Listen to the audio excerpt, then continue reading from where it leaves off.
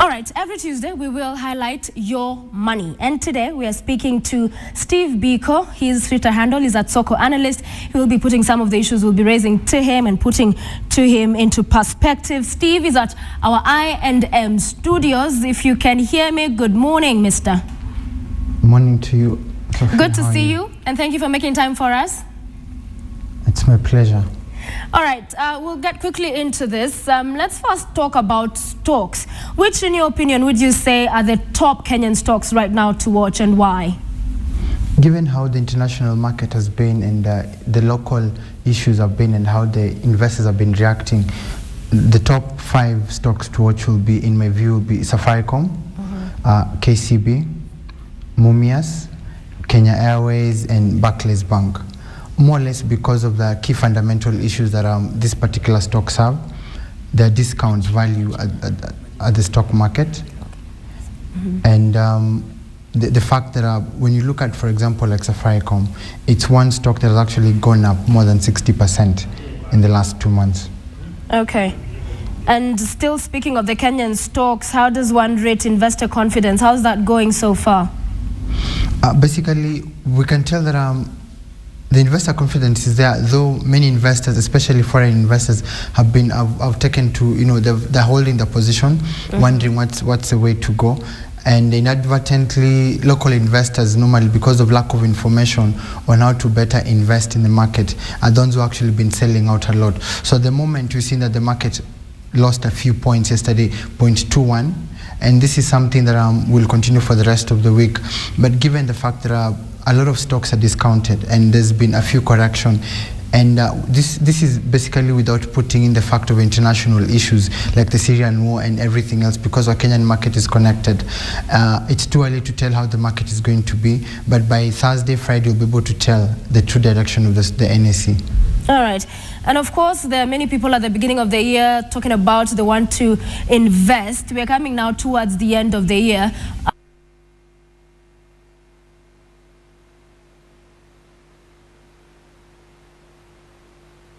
Country has a lot of investment opportunities. It's the perfect time for anyone to invest, from employed people to entrepreneurs to the youth, especially the youth who have a lot of disposable income, they get from their guardians and their parents. Currently, there are a lot of places you can invest. For example, if you have a couple of coins, you could go to the stock market. For those who are about to take advantage of the county administration, there are numerous opportunities there, especially in the retail business. So we're looking at the hospitality industry, we're looking at the transport sector, we're looking at agriculture, especially agriculture in the county's aspect. But if someone is in the urban areas like Nairobi, for example, Mombasa, and you've got a few coins, the stock market is the best option, and especially if you are going to look into government securities. But also we've seen that the banking industry has come up with interesting options in terms of fixed deposits, in terms of savings, with very amazing returns. So I think what we as Kenyans need to do is be a bit more, have a bit more love in terms of research and finding out more what's out there. All right, and you spoke about agriculture, and I just want to follow up on that, because when it comes to the youth, most of them find it as though it's one of those things that only the old people, uko mashinani, up country, that should engage in that. How do we get more of the youth buying into, actually getting attracted to agriculture and being involved in that particular industry? Because it is thriving. Actually, that's been the biggest question for the year. It's the biggest opportunity for the youth in terms of job creation and wealth creation. And most of us regard it as a place where I don't want to get my hands dirty. But I think it's time we change that. And I think it's upon the government to change the playing ground in terms of being able to create more awareness of the benefits. And also, secondly, the youth need to understand that if you're able to make sustainable wealth creation plans, then actually being part of the agriculture system will actually be it. And especially in doing what you call the byproducts, the mechanization of agriculture is where we actually come in, and being able to take what you call tech and put it together with agriculture, and being able to see how we can be able to take it to the next level, connecting farmers to the consumers. Being able to look for customers in town like supermarkets and connect them to farmers. So the opportunities are huge. And I think the youth need to have a mindset, and the key players in the industry, the media, our parents, and the government needs to play a key role in letting us know that being able to create wealth is not a quick scheme, where you wake up in the morning and by evening you have money, but it's a steady progress whereby you have to plant something and you have to be patient. Someone once said that patience is a powerful weapon if wielded better, and this is something that the youth need to understand when it comes to agriculture, because all of us cannot be Nairobi, all of us cannot be Mombasa, and all of us cannot be selling phones, all of us cannot be developing apps. Right. We need to get into agriculture. Excellent, thank you. Let's now go to mortgage, because actually that's what our subhead down there reads, tips on mortgaging. And everybody, of course, wants to own a home, but it's not that easy. It's quite a daunting task. So where does one begin, and what would you say are the myths and the facts when it comes to getting a mortgage? Basically, the biggest challenge in getting a mortgage is actually capital. Many of us don't have access to disposable capital where we can be able to, be able to buy a mortgage. Right. But I've seen a lot of institutions are coming up with very innovative products that are actually targeting the middle and the lower end. I mean, at the moment, there's a glut in terms of high-end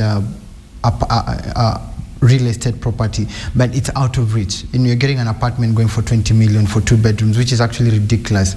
But a lot of companies are coming with interesting products, and one of the myths is that the youth or the middle class cannot afford because you don't have the money to buy.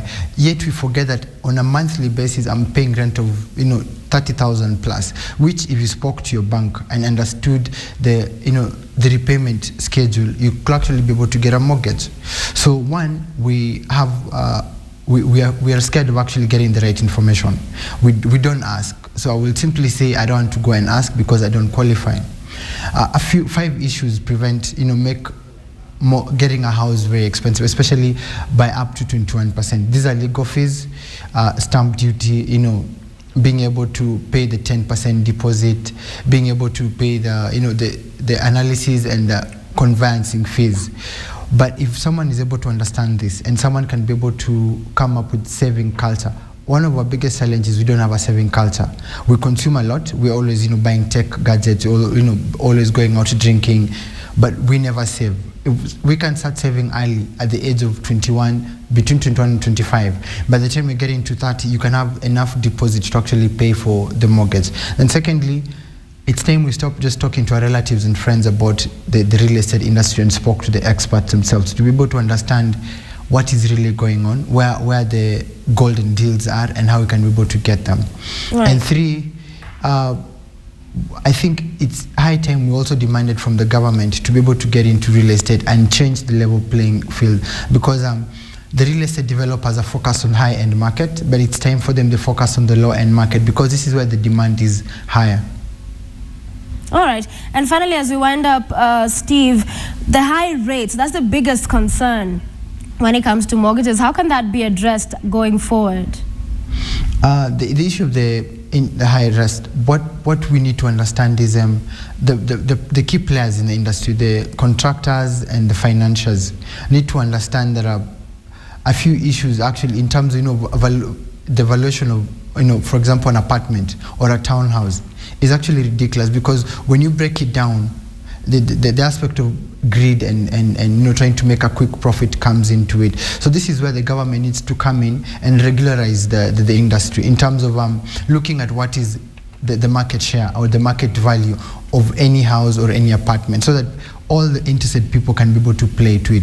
And also we need to challenge the media houses to have a spotlight on all these issues, break down the charges, break down the issues relating to real estate, so that people can be able to understand and make informed decisions. All right, Steve Biko, thank you very much for making time for us this morning, and of course for those tips on mortgage. We appreciate your time. That is Steve Biko. You can find him at Soko Analyst on Twitter streets, talking to us there about mortgages, among other issues related to your money. So every Tuesday, you can always catch us here. He's coming to us live from our INM studios. Every Tuesday, we talk about your money. If there are any issues you'd want us to discuss on the show, use the hashtag YourMoneyMorningExpress at KTN Kenya, and we'll, of course, consider that for it here.